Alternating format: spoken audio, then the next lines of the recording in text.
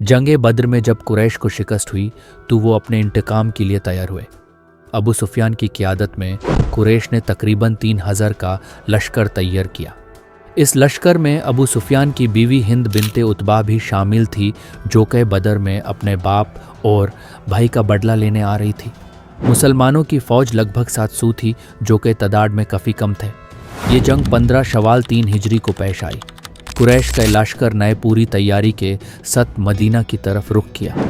हज़रत मोहम्मद सल्लल्लाहु अलैहि वसल्लम ने अपने सहाबियों से मशवरा किया और फ़ैसला हुआ कि मदीना से कुछ दूर उहुद पहाड़ के करीब काफिरों का मुकाबला किया जाए। मुसलमान उहुद की पहाड़ियों की तरफ रवाना हुए और दोनों लश्कर एक दूसरे के सामने आ खड़े हुए। इस जंग में मुसलमानों की सिपा सलार हज़रत अली अलैहिस्सलाम थे और अबू सुफियान के लश्कर के सिपा सलार खालिद बिन वलीद थे, जो अभी मुसलमान नहीं हुए थे। हज़रत मोहम्मद ने मुसलमानों की रखवाली के लिए 50 तीर अंदोज़ों को उहद की पहाड़ी पर खड़ा किया और उन्हें सख्त हुक्म दिया, कुछ भी हो जाइए अपनी जगह न छोड़ना, चाहे जुंग का रुख कुछ भी हो। जुंग का आगाज़ मुसलमानों के हक़ में हुआ। हज़रत अली ने ज़बरदस्त जंग की और काफिरों को एक एक करके कत्ल करती गई है।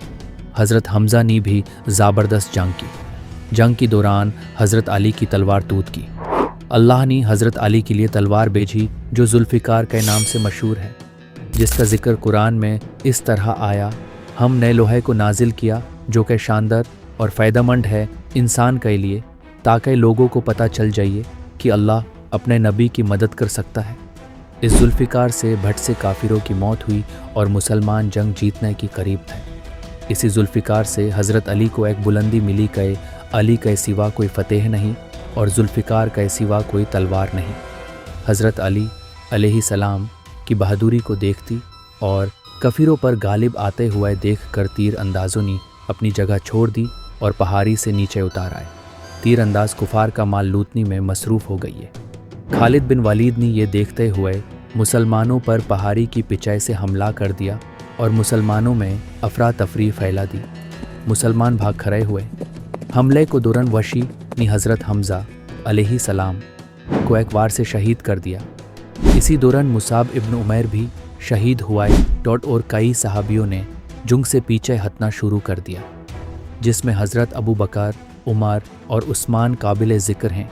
इन तमाम को नबी पुकारते जा रही थे कि मत जाओ, मगर किसी नए नबी की बात को सीरियस ना लिया और अपनी जान बचाने के लिए भागती रहे। इसका जिक्र कुरान सूरह अल इमरान में आया है। मगर कुछ वफ़ादार सहाबियों जैसे अली बिन अबी तालिब, तलहा बिन उबदा ने नबी सल्लल्लाहु अलैहि वसल्लम का दिफा किया।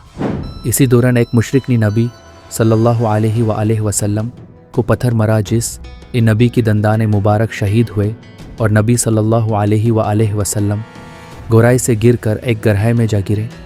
उधर उस काफिर ने शोर मचा दिया कि नाबी मारे गई है, जबकि नाबी जिंदा थे और महफूज थे। जिस वक्त सब सहाबा नाबी को छोड़कर भाग रहे थे, उस वक्त हिंद समनी से आ रही थी और ये कलमात बोल रही थी,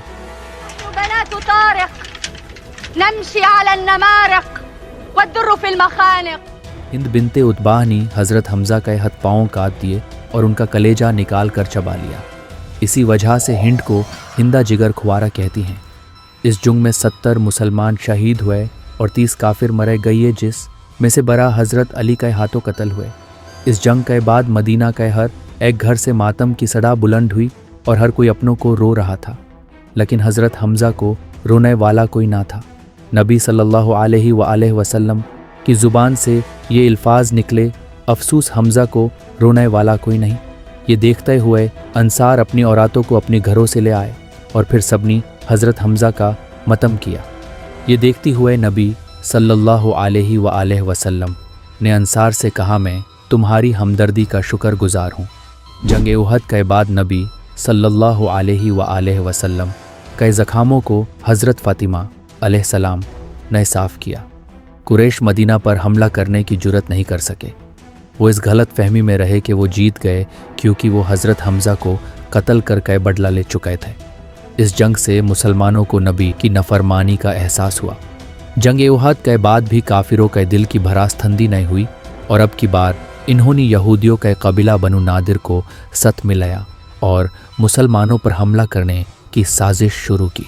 अब की बार जंग एक खंदक पेश आया।